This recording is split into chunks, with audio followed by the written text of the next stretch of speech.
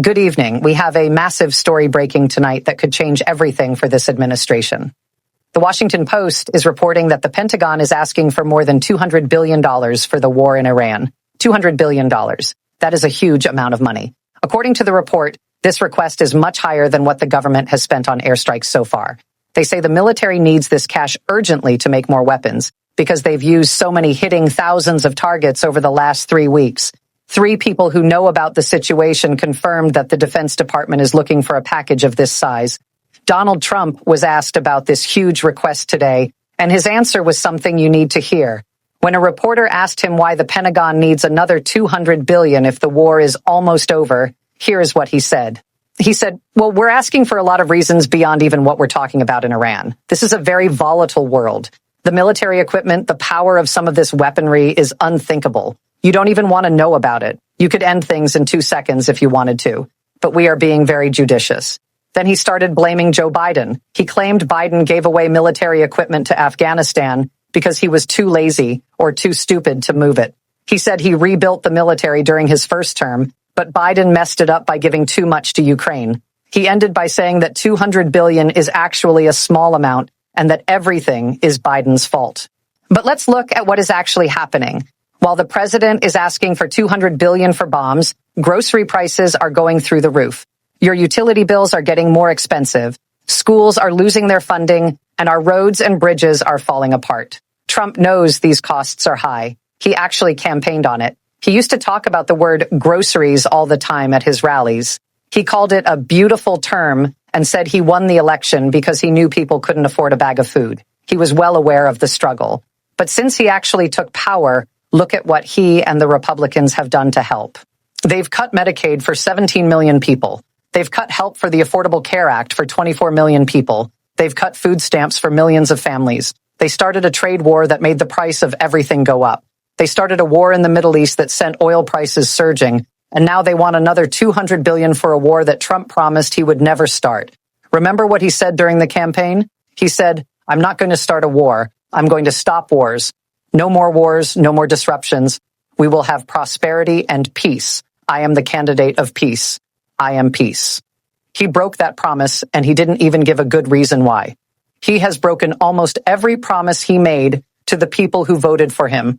He said he would put America first, but instead, lives are getting more expensive, and the help people rely on is being taken away, all while he writes a blank check for endless bombs in the Middle East.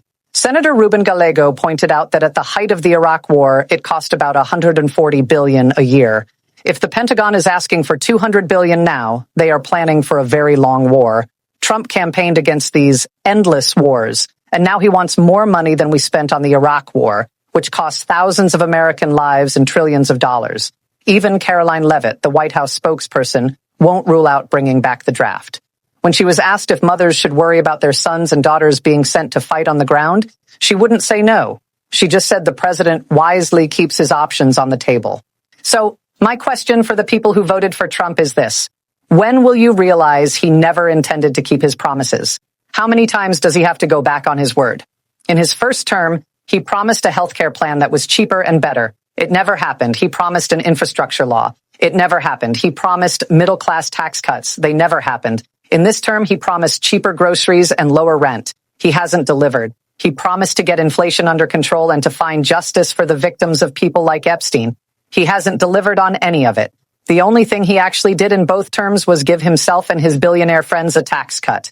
He is building ballrooms and setting his family up with defense deals while you pay the price. He doesn't care about you. He never did. He just says what people want to hear to get votes. Once he has them, he doesn't need you anymore. His presidency is a graveyard of broken promises. He didn't end the war in Ukraine. He didn't lower prices on day one. He didn't bring down inflation. We spoke with one woman who voted for him 3 times. When we asked what she would say to him now, she called him a worthless pile of garbage. She said she felt like an idiot for believing him. It's never too late to see the reality. Donald Trump's only priority is himself. He won't lift a finger to help regular Americans, but he'll sign a blank check for a war you didn't ask for. Before you go, if you like this independent reporting, please subscribe to the channel. The button is right there. We are in a time where big tech can try to hide certain voices to please the government. My team and I rely on you to keep this going. Also, please sign up for my free newsletter. That way I can reach you directly if social media ever tries to shut us down. There is a link on the screen. It's free, but there is a paid option if you want to support our work. Thanks for watching and stay tuned for the next update. Let's look closer at that $200 billion number. To put that in perspective, that is enough money to fix every bridge in America. It's enough to pay for universal child care for every family in the country. It's enough to clear the student debt for millions of young people who are struggling to buy a home. But instead of investing in Americans, that money is going into unthinkable weaponry that the president says you don't even want to know about. This is the confession. By asking for this much money, the president is admitting that the war is not almost over. He is admitting that we are in a deep, expensive hole. And he's doing it while gutting the programs that help you survive. Republicans have pushed to cut food assistance for millions of people. Think about that. We can't afford to help a family buy bread, but we can afford $200 billion for bombs in the desert. The America First slogan was a lie. This is war first. This is defense contractors first. Trump is handing out military defense gigs to his own family and associates, while the middle class is being squeezed by the trade war he started. Every time you pay more for a gallon of gas or a bag of groceries, remember that the money you're losing is the money he's spending on a war he said he would stop. The expensive lesson Warren Buffett talked about is happening right now. We are seeing what happens when you blow up 75 years of trade and peace based on an impulse. The market is teaching us that you can't just bully your way to a better economy. When you start a war with Iran, the oil market reacts. When you threaten your neighbors with tariffs, the supply chain reacts. And the person who pays for those reactions is you. Trump's excuse is always that it's Biden's fault.